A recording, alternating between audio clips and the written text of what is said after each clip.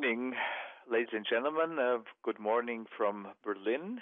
The fall has started here. Summer went away, and I'm happy to welcome you today to today's second ITB Academy webinar about the next wave of Chinese travelers. Professor Arlt, who is the director of the COTRI, the China Outbound Tourism Research Institute, will show us the new demands and new forms of travel and new hot destinations for Chinese travelers. We're always happy to hear the expert's view of Professor Arlt on this interesting topic of Chinese tourism. So, Professor Arlt, thank you for being here with us today, and please go on.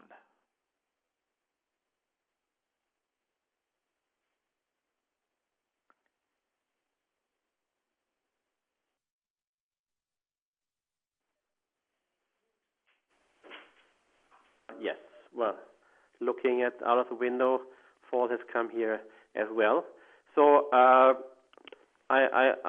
see that from the list of the attendees that we have a quite international audience, and so I will also concentrate on examples not only from Europe but from all around the world. And so let's start. And of course, as you have been told, if there are any questions or comments, you can put them into the Q&A part, and I will look with one eye what is there, and might be able to answer some of the questions during the presentation. But certainly at the end we have a proper Q&A question, and so please write your questions, and we will try to answer as many as possible of them. So let's get started. Let's see if this is working. Yes, so this is called the second wave of China's outbound tourism, keeping pace with changing customer behavior. As we see, the development of the Chinese outbound tourism is very fast, and keeping pace is something we have to do. Before we go into the content, unfortunately, I have a very sad duty to perform to my old friend Chen Mang, the founder and CEO of Kaiser, who was laid to rest 2 days ago in Hamburg here, and I'm sure that many of the participants met him. He has been working in Hamburg for more than 20 years and made Kaiser into the biggest tour operator for Chinese tourists going to Europe. And we were very close. Also, physically, the Kaiser head office is actually just in the adjacent building to where COTRI is located. But also, as Chen Mang has been for a quarter of a century, breathing, drinking, speaking, eating China outbound tourism and China tourism in general, but also has been doing a lot for the cultural relations between China and Germany, including a lot of exhibitions and bringing Lang Lang, the pianist, to Europe and so on. So please share thoughts on Chen Mang. And I think, if you look at the numbers, so he didn't even make it to his 55th birthday, so it also maybe is a bit of a reminder for all of us to keep a good work-life balance. And anyway, so I remember that I did another webinar actually in German earlier this year with ITB, and Chen Mang was supposed to be the panelist, and he had to go to hospital at that time. And so, looking back now, we know that this was already a part of his illness, which took him away from us. So we're all very sad at ITB and also at COTRI about this loss. Having said that, life has to go on, obviously. So very briefly, you can see what is COTRI. This is a small institute I started more than 10 years ago, and which is based in Hamburg and in Beijing, and is concentrating on looking at what Chinese tourists, when they travel beyond the border of mainland China, are doing and how to cater for them to have them as satisfied customers and, of course, also to earn money from that. So I've been working with China for many, many years. I've first visited Beijing in 1978. In the 1990s, I have been myself a tour operator bringing Chinese delegations to Europe. And I'm a professor at a German university and director of the institute. So COTRI, of course, is an independent institution. That means we have to earn our own money. So you're all invited to use our services. That might be market research, consulting, providing quantitative data. We do, of course, also a lot of trainings and so on. So I will be happy to get in touch with you about that. So getting into the topic, so first 5,000 years in one slide. So traveling has always been very important in China as a part of education, but outbound travel has no history in China. It only started in the 1990s that there were bigger numbers of Chinese tourists actually leaving China, but as in China everything has been developing very fast. We can see that within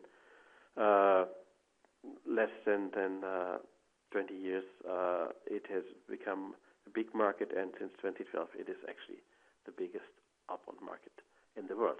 And what is interesting to look at is what is the point of view of the Chinese tourism industry, our partners in China, how relevant outbound travel is for them. And if you look at this from the number of trips, well, you can see that the domestic trips last year, there were 3.6 billion domestic trips, so that is about 3 trips per person. So this is 95%, and outbound trips 116, so that this is tiny. But if you look at the relevance by spending, then it's quite a different picture. So you can see that for all the domestic trips, the spending was approximately $550 billion last year, but for outbound trips it was $165 billion. So that's almost a quarter, and you see that the slices for inbound by foreigners 35 and by compatriots 22 is rather tiny. So if you compare these two slides together, you can see that there is also for the Chinese tourism industry, outbound has become much more important than it used to be, and this is where the companies, or many of the Chinese companies, actually earn the money, and they pay much more attention to this than they did in the past. So I don't want to bore you with a lot of figures. I'm sure you have seen this before. Just to illustrate that, if you look at this curve on the left-hand side of the graph, you can see that there has been continuous growth, and last year, where the original number was 160 million, so in the meantime, CNTA, China National Tourism Administration, has somewhat changed the way of calculation, so they reduced the number to 107, but if you want to compare the numbers, you better stay with the old version. So they take out students, for instance, now from the trips. And so there is also a continuous growth. Of course, there's many people asking, with Chinese economy in trouble, it seems, and the stock market is crashing, so will it go on? And we will look at this in more detail later in this webinar to have a look what are the arguments in favor or disfavor of the further development. And on the right-hand side, also more as an illustration, you can see the orange line, China, so the spending going basically through the roof. And last year, the number one market in the world, China, in terms of spending, was bigger than the second and third market, United States and Germany combined. So obviously, it is something nobody in the world can ignore working with the Chinese market. So we talked about the importance for the Chinese tourism industry and for the global tourism industry, and probably for everybody at the webinar today.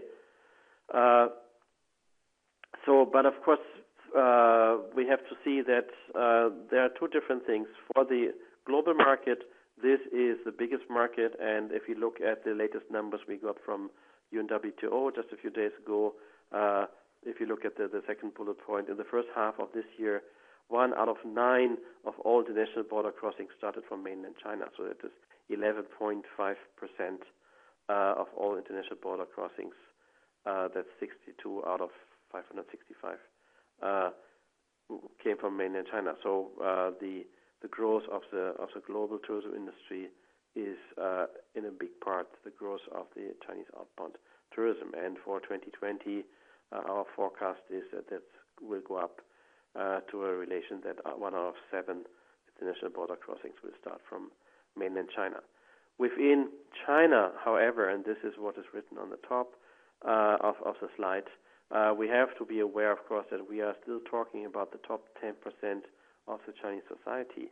So the vast majority of Chinese has enough to eat and a roof over their head and electricity and a street going to their village, which is wonderful for them and a very big achievement, but they will not be able ever to travel even to Beijing or to Shanghai, never mind to a foreign country.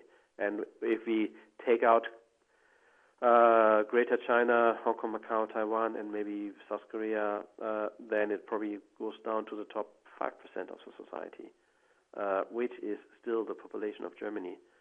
But so on the one hand, for the global market, China is very important, and especially, of course, for the surrounding countries, where in many cases China is the number one market or the number two market. For instance, New Zealand and Australia are the number one market for each other, but number two is then China. Sri Lanka, India is the number one market, but after that China is the number two market, where a few years ago they were not important at all. So there is a big importance, but in China, so don't be surprised how the Chinese can afford to travel, where 90% of them cannot.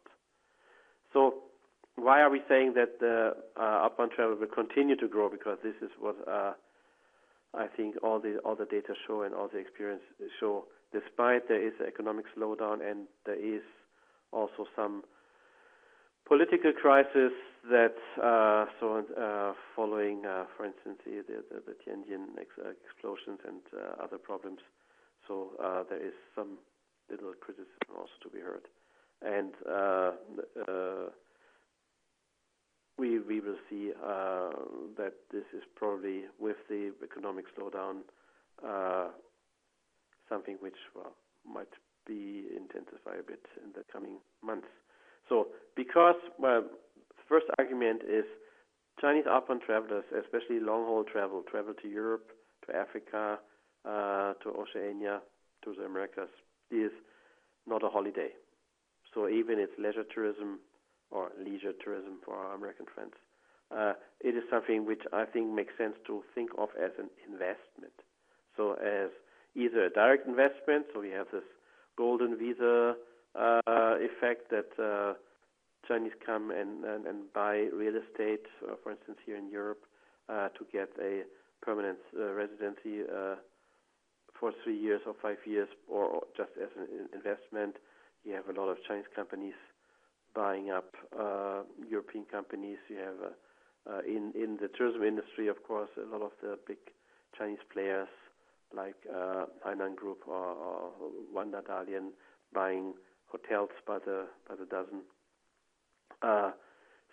But also it is indirect investment in the way that being an international traveler, having been to Europe and having been for the second wave to more exotic places, is something which is good for your self-esteem, but is also confirming to your peer group your status, your prestige, your importance, which is something for the Chinese society very important.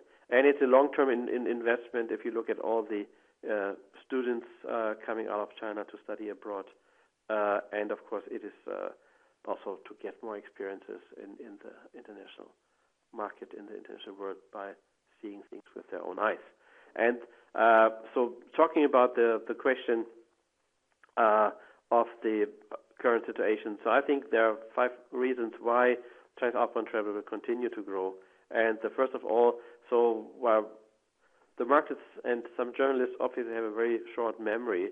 So what we are seeing is that both the exchange rate and also the level of the stock market is at the moment back to the levels they were at the beginning of the year. So this argument that the Chinese will travel less because now the renminbi has been devalued. If you compare year-on-year numbers, so last year the exchange rate was as it is now. In between, in the first half of this year, it went up a bit, and the same is true for the stock market. So in the first half of this year, the stock market went from about 3,000 to about 5,000, and now it's back at 3,000. So there is a lot of downwriting China, but the point is that for the majority of our customers, they might not buy their second Maserati, but they will still have enough money in their pocket for coming to us. So this is the first. The second is that, with the Tianjin catastrophe, with the explosion of 3,000 tons of dangerous chemicals, this was just another point to show that the environmental problems in China and the safety problems are huge, so that will rather push more people traveling outbound than less. And more positive, we see, starting from the United States, allowing 10-year visa from November last year, that visa procedures are getting easier all across the board, all over the world. Countries are giving long-term multiple entry visa. That means you have to apply for the visa one time, and then for the next 5 years, 3 years, 10 years, you can go to the United States, Canada, Australia, New Zealand, Singapore, some Schengen countries, and in many other smaller places. The visa have been totally scrapped. There are about 45 countries in the world where Chinese nationals don't need any visa at all, and there are some countries where they can get the visa on arrival, just a stamp in the passport. So this is, of course, removing a major hurdle for Chinese travelers. And also, if we look at the total numbers, so for everybody who is not Hong Kong in Hong Kong and Macau, this is a very positive development, because Hong Kong and Macau are losing market share. So the numbers for Hong Kong have been negative. So in July this year, there were 10% less Chinese visitors to Hong Kong than 1 year before. So that means even if the growth is slowing down a bit, the growth to go beyond Greater China is actually still going on. There might have been some people hesitating, and so there was a study showing that the booking for air tickets has been slowing down a bit in China. So people, I'm sure, have been watching the situation, but as it appears to be stabilizing, there will be more travelers going beyond Greater China, to be sure. And the last one is that still simply traveling has been established as a firm part of a consumption pattern. So if you're somebody important, so everybody who is anybody in China is traveling internationally. And of course, the Chinese government has been carefully listening back in '89, when in my hometown and in the city where ITB is located in Berlin, the people were chanting on the other side of the wall, we want Reisefreiheit, we want freedom of travel. They didn't say we want democracy, they said we want freedom of travel. So the Chinese Communist Party will certainly not take away this right from their citizens, even so in some other cases we see what some people call neo-Marxistic tendencies. So the market will not go away. it is still something to pay attention to. And so let's look deeper at this. And the most important thing to understand, I think, is that this is something which has to do with segmentation, so that the market, unsurprisingly, having 160 million trips is not uniform. The Chinese outbound tourist is not existing. And so just to put this into some baskets, so of course there are the visitors to Hong Kong, Macau, Taiwan, the package tourists, business and official travelers, expats, students, and the last point we will concentrate on, the second wave of experienced Chinese travelers. So, of course, so it's about 55% or so of the trips go to Greater China, but these numbers are including those people from neighboring provinces, mostly Guangdong, and also include day visitors. So, and just one example. So I don't want to bore you with a number of statistics, but it's good to see that, for example, if you read statistics, you will always find this that saying that there are slightly more women than men traveling. So there's 52% women and 48% men. But this is including Greater China. And for many of us who are not based there, so if you're based in Europe or in Africa, so you don't care that much what is the gender ratio in Hong Kong. You want to know for your country. And simply by taking out the figures for Greater China, you will find that for Chinese outbound tourism going beyond Hong Kong, Macau, Taiwan, it's the other way around. It's exactly 48% women and 52% men, which is not that surprising, given that also business travel, which is rather more male-oriented, is playing a big role. So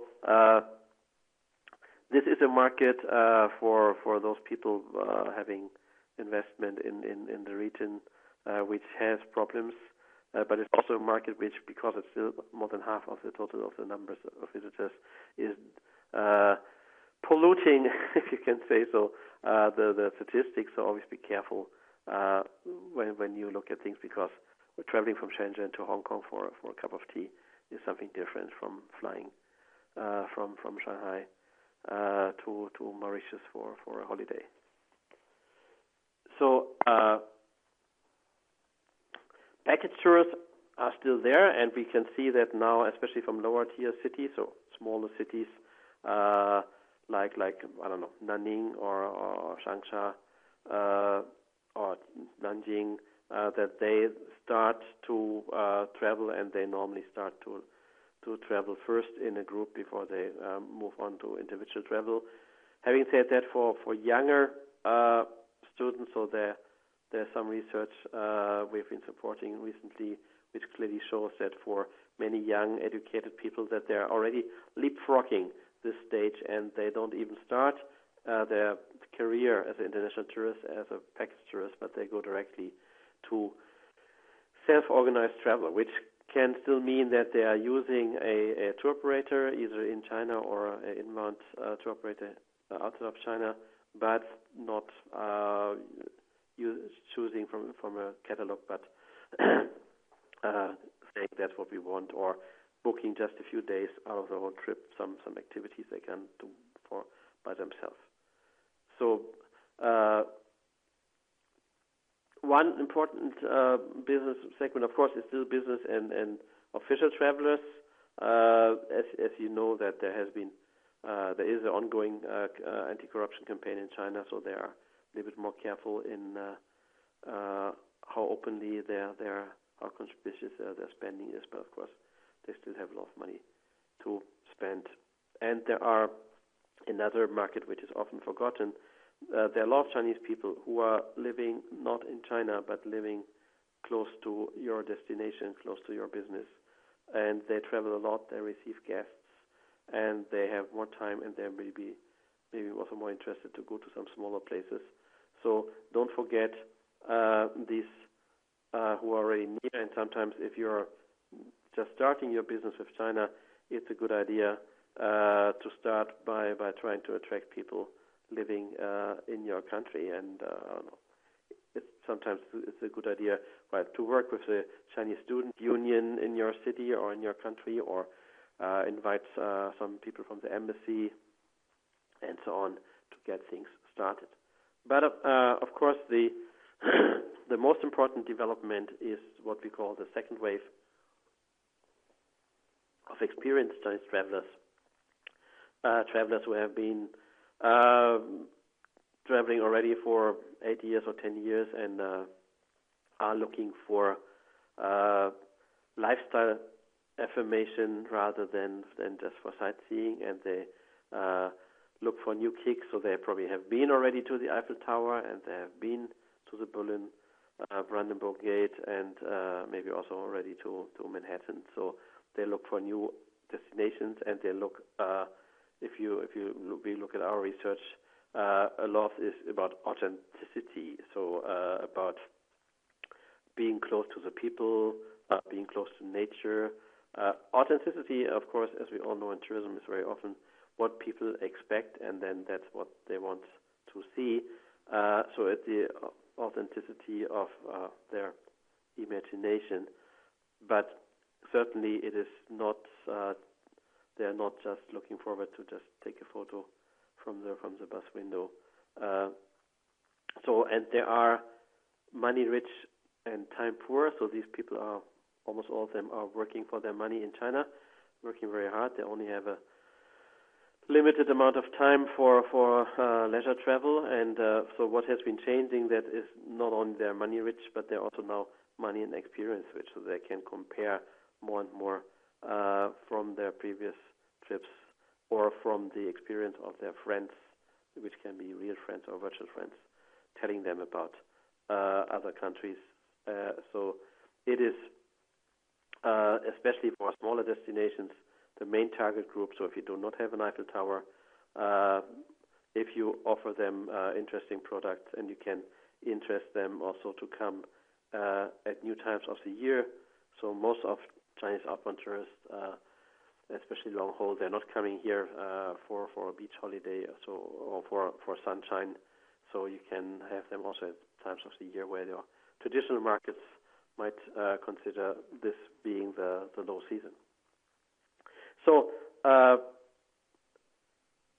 two examples to understand that what is the difference between Chinese tourists and Western tourists.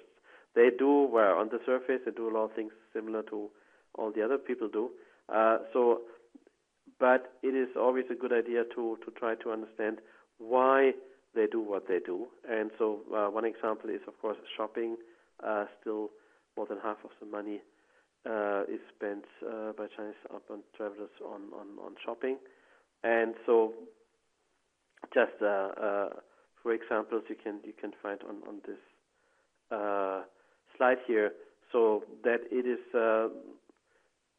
for most Chinese tourists, so they buy things not only for themselves but a lot for other people, and that can be gifts, and that can be either a lot of similar identical items for the normal relations. You have to bring something back, I don't know, 20 Swiss Army knives, something like that. Some more special items for your close friends, for your family, which can cost a little bit more, and maybe a little bit more related to the interest of these people. And of course something prestigious, expensive for the boss, for the person who gave you the permission to travel, or for some of your important contacts back home. Something healthy and something pedagogical for the child, and the more expensive the better, because still in China most families have only one child, so only the best will do, and it has to be something which is also not just for playing but for learning.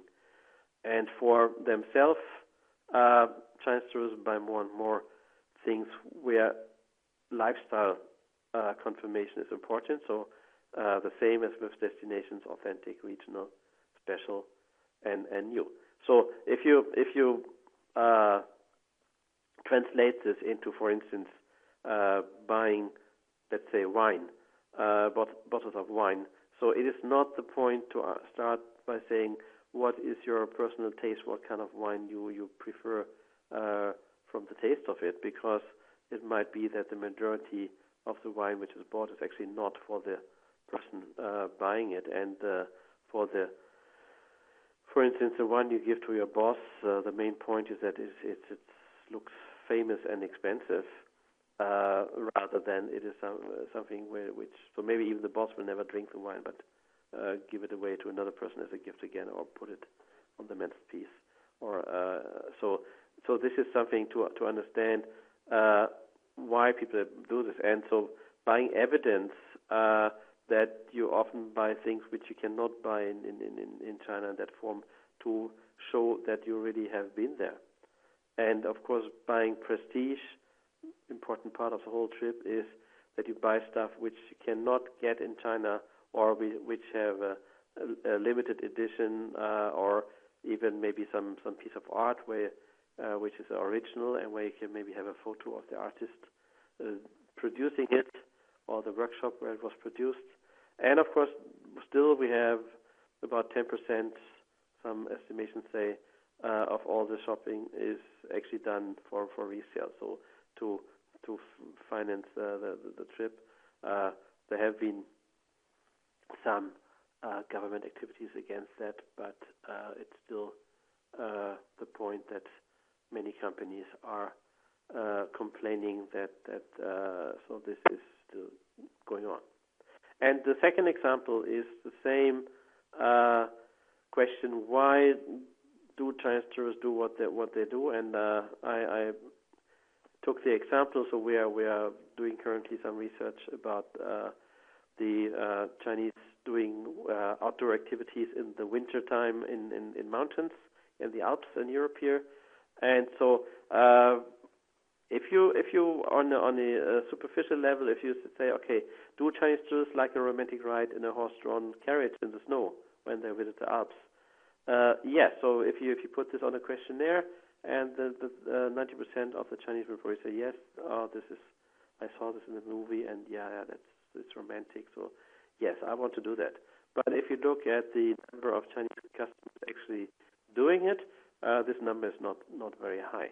So because they do this because they want to sample the experience, as they have seen this in movies, and they want evidence, so they want to have pictures of themselves sitting in the carriage. And this you cannot do as a selfie, because selfie stick is long enough so that you can see the passengers and the driver and the horses and the carriage. It has to be done from outside.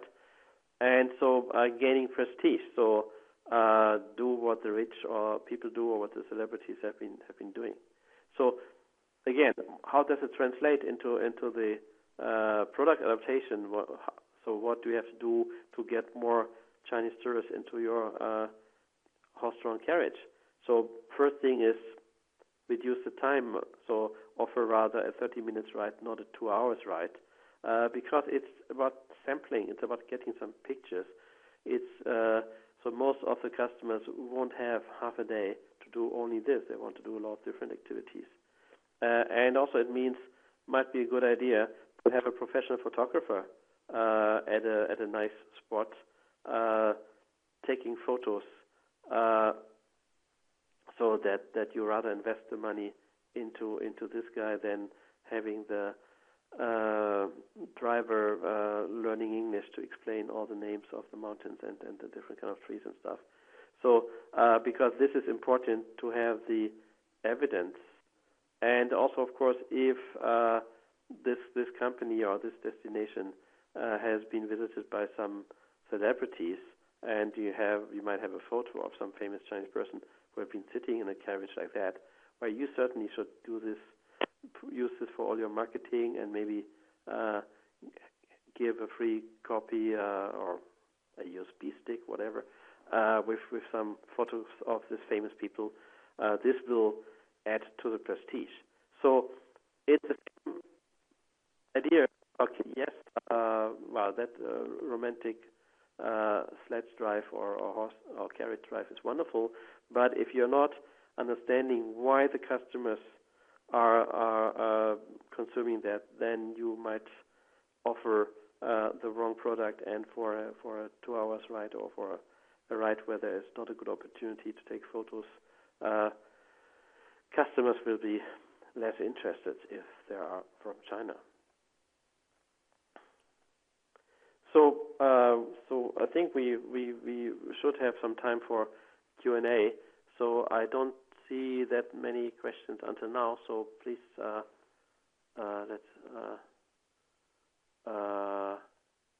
so feel free to write some questions, and we will answer them.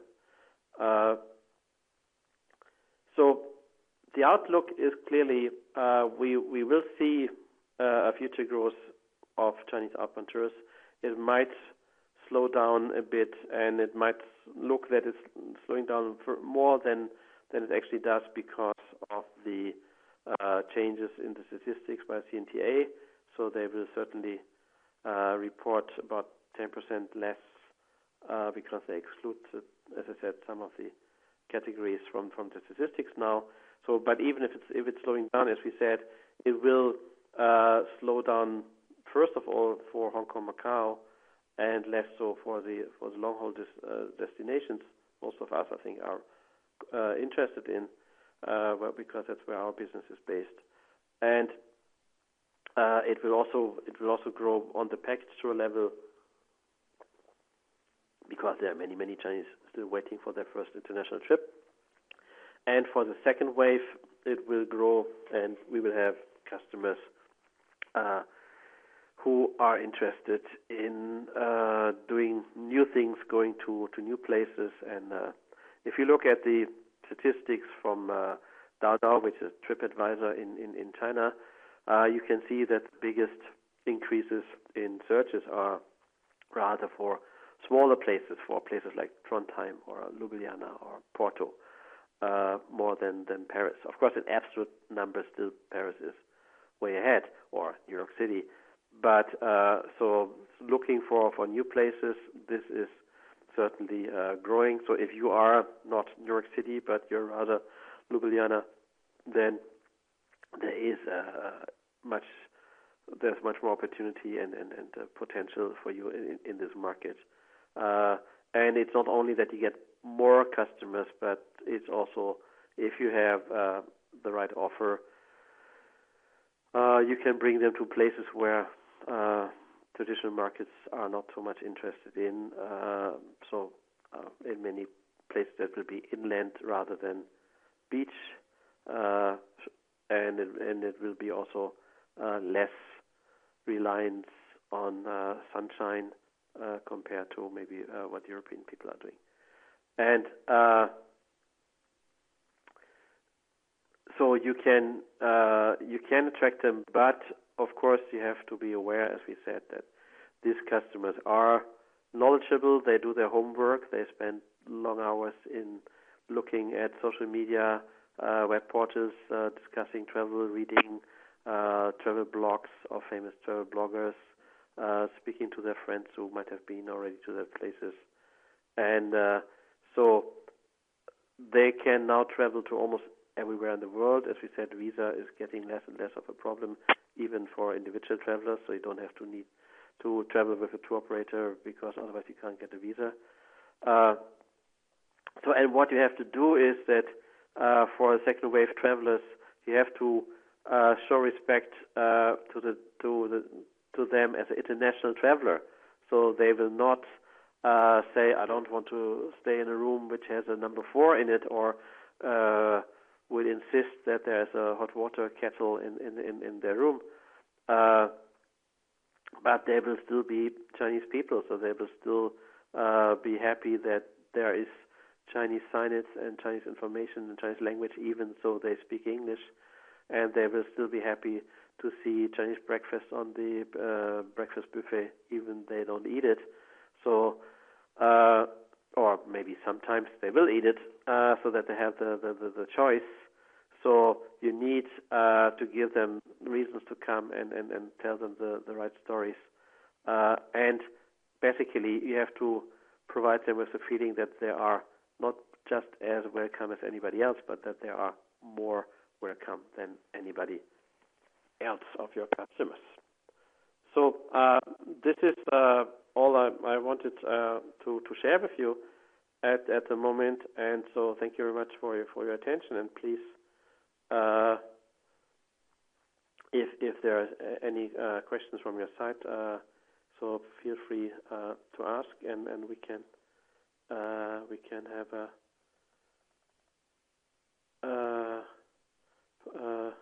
answer. So I see there are some questions already has arrived. Thank you very much. And of course, if you have questions about ITB Academy, as you can see, there is Mrs. Varga, who is our host for all this, and she can also answer questions. And for us, you can see our contact there. So there have been some questions, and maybe I can start by answering these. And yeah, feel free to ask more. So there's a question from somebody, it seems to be from India. Thank you very much for that. So how important is the acceptance of UnionPay cards as a mode of payment for attracting Chinese travelers?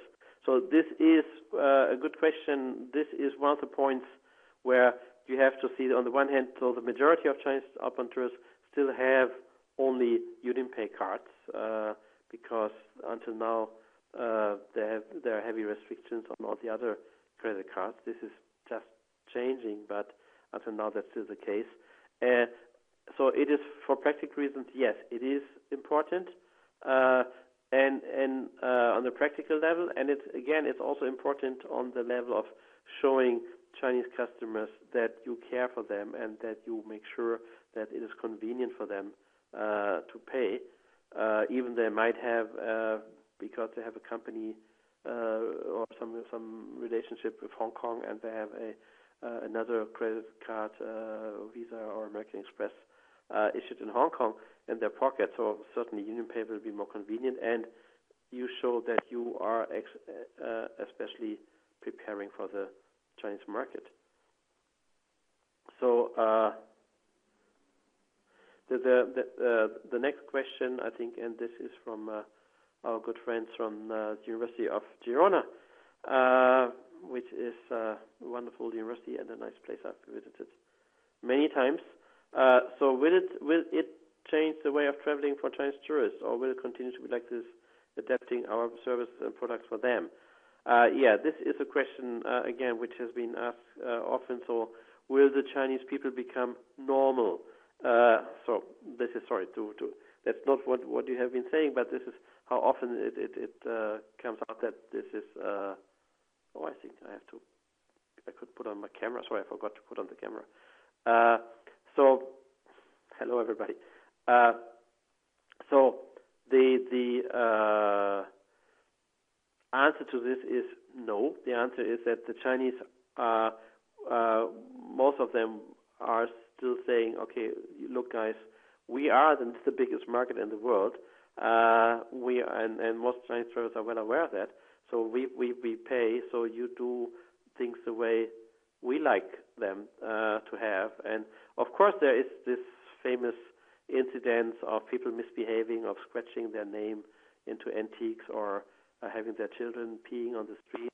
And a lot of other Chinese are very ashamed about that. And so this uncivilized behavior, which is also not punished by the government in China, this will decrease with the level of experience, but this is something which somebody living in Shanghai is not doing anyway. So this is rather people from smaller places in China. But so basically, I think it's rather that we are moving in the direction of the Chinese society. So the Chinese invented the selfie, and I remember 10 years ago people have been laughing at tourists taking a photo of themselves in front of something. Now we learned to do this as well. So I think it is. So if you wait for them to becoming more like Western people, this is not really happening. So another question is from about European red tourism. So there is at the moment European red tourism is existing in the form of red tourism to Russia. So red tourism means Communist Party sponsored tourism, which in China is a big market. There are probably more than 100 million trips each year organized that way, where in China young people, but also old party members as a gift are invited to go to places which have an important role in the history of the revolution in China. And of course, this is something which has been discussed in the past, and until now I'm only aware of trips to Russia to go to the Red Square and to the Lenin Mausoleum and so on, or to the Winter Palace in St. Petersburg. But I'm sure that there will be also more of this coming to Western Europe. That is, of course, here in Germany, Trier already has a lot of Chinese visitors going there because Karl Marx was born there, and this is a museum there, his birthplace. And actually, I think 2 years ago, I've been on London Highgate at the grave of Karl Marx to have a look, and actually the majority of visitors there who are still interested in seeing this have been visitors from China as well. So if this, to organize this, certainly you need to have good contacts with some people within China, but it's quite likely that might, in the way of the Chinese Communist Party moving into what people call neo-Maoism, that this is something which will increase. So, and there's of course the question: will the slides be available? And from my side, yes. And so this is something the organizers of the ITB Academy, Mrs. Varga, will organize. So, and I think they will be put online, so you can download them from the ITB website. So from my side, obviously there will be. Oh yeah, there's already the answer there. Sorry, they'll be uploaded this afternoon. So in a few hours, you see the efficiency of the organization. So in a few hours, this will be there.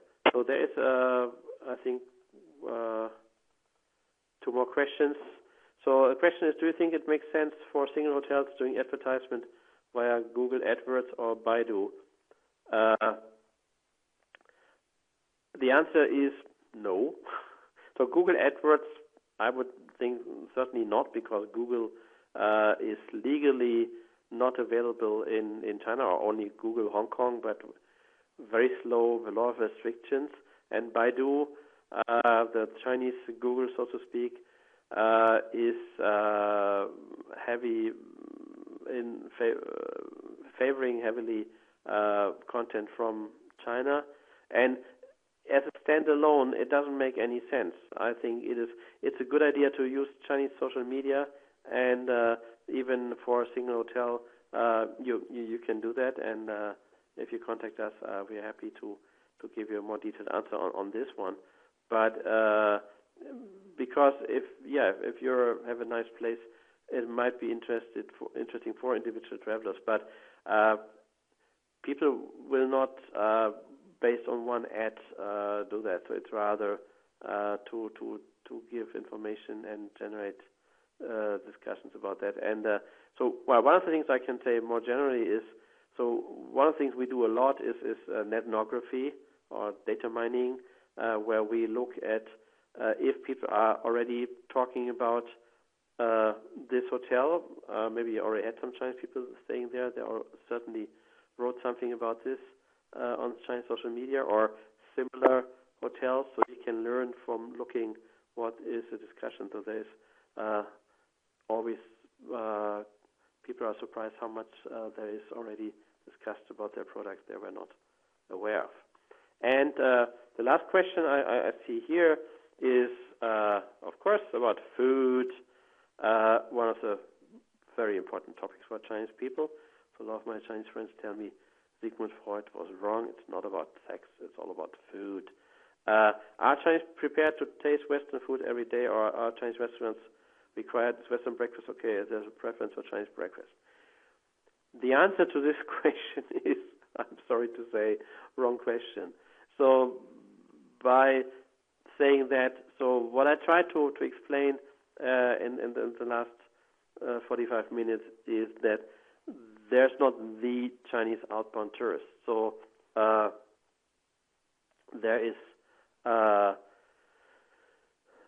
are Chinese who have been studying 5 years in the United States or in Europe, and they are very, very used to Western food.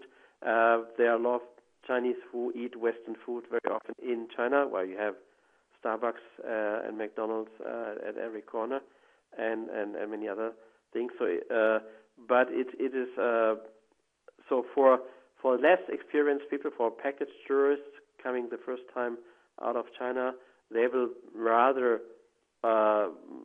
be more interested to sample Western food, but fill their stomach with Chinese food. For second wave travelers with more travel experience, they will be very interested to get local food and so get the taste of the local culture. But as we also said, so if you can put Chinese breakfast on your buffet, and the best is to give a choice, then that will be very good, showing that you offer this, that you care for Chinese customers, and giving them the choice that maybe one day they want to taste the local breakfast, but maybe sometimes they also want to have their Chinese version. So you should, if possible, offer this, that there's a choice, and so the more experienced the travelers are, the more likely they are to go for the local stuff. So this is the questions I think we have time to go into, and so of course I should not forget to point out that the ITB is not only in Berlin, but there's also ITB Asia coming up next month in Singapore. So if you are able to go there, that will be another good opportunity to learn something about the Chinese market. And so, as I said, of course, if you can find a lot of information also on our website, ChinaOutbound.com, and happy we can support you. There's one more question coming. I think we have time, so the organizer will tell me when I have to finish. There's one more question. Guten Morgen. Do you think that the refugees crisis will have a negative impact in the perception of Chinese tourists? This is something we have been discussing, of course, in the last few days, also here in COTRI a lot. And short term, maybe yes. So, I mean, probably a lot of people, not only Chinese people, are thinking that maybe it's not the best moment in time to visit Macedonia or Ireland or Hungary. But as we all can only hope for the poor people involved, who have to go to all the hardship, but of course also for Europe as an idea. Let's hope that this crisis is, or this situation, let's say, is moving forward, and there are better organized ways to deal with this, so that after this chaotic situation has passed, I don't think there will be a long-term impact on that. So certainly, I would think what happened, unfortunately, in Egypt, where some Mexican tourists were killed by the Egyptian Air Force, mistaking them for terrorists. This is something which has a more long-lasting impact, so this will be for 6 months or for a year in the memory of, and Chinese tourists might say, well, better don't go to Egypt if they shoot the tourists there. For the situation on the Balkan route, as this is called. I think this is, as long as it lasts, it will be a hindrance, but once it has passed, hopefully soon, then they will come back. So what I can say is, if you look at the numbers, the Balkan region has been one of the regions where we had the biggest growth numbers. So places like Croatia, but also smaller places like Macedonia, for instance, had been able to see increases in percentages of 50, 60, 70% year on year. So this is one of the regions of Europe the Chinese have started to discover, and so therefore I think, when we look at this next summer, hopefully people will have forgotten about this in China. So I think this is all we have time for. And again, all I can do is thank you very much for your attention. And then probably I will give back to the producer. And as we said, so we will upload, so ITB Academy will upload the slides this afternoon onto the website. So in a few hours you can download it and look at it again, or share it with your colleagues. And so thank you very much for taking the time to join the webinar. And for any additional questions, also drop us an email, and we will be happy to start talking to you. So with this, I give back to the producer. Thank you. Dear ladies and gentlemen, thank you for attending today's ITB Academy webinar in cooperation with COTRI, the China Outbound Tourism Research Institute. If you have further questions, do not hesitate to contact us. Today's webcast will be uploaded into the ITB Academy website in the course of next week. Please be so kind to answer the Academy survey, which will open up after closing the webinar. Thank you and have a good day.